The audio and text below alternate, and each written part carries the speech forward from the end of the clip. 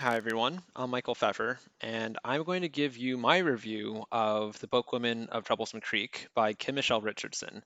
So there was a recent review by someone else a couple months ago. I'd encourage you to take a look at that video, and that person really enjoyed this book. I also enjoyed this book, but there were things I didn't like about it. So I'll start with the first part.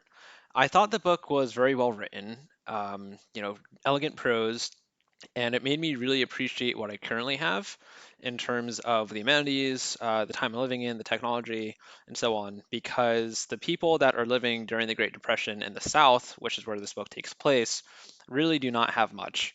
So this book really made me appreciate that, and as well as some of the things I didn't realize had been around for that long, including but not limited to the novel Brave New World, as well as things like Lysol, so companies that have existed for a while. I also learned a lot about the condition related to blue skin pigmentation.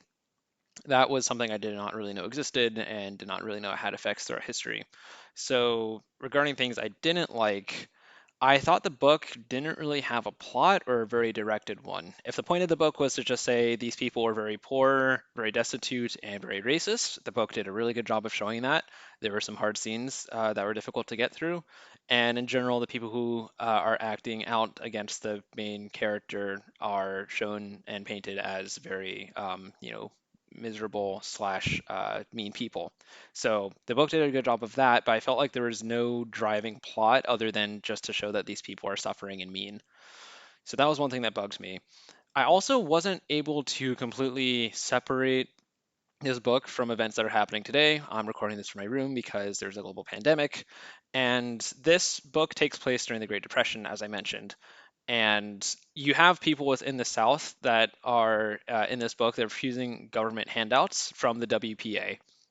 And meanwhile, working for a company with a capital C, mind you, that doesn't care if the people who work for it live or die.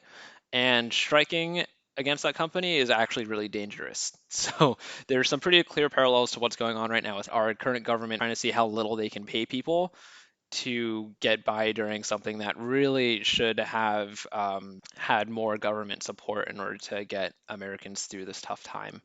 Parts of the reason I didn't enjoy this book was because I wasn't really able to divorce it from some of the realities of today. So that's my alternative take. Again, encourage you to watch the other video to see if you feel similar, more similar to how I feel or the original person.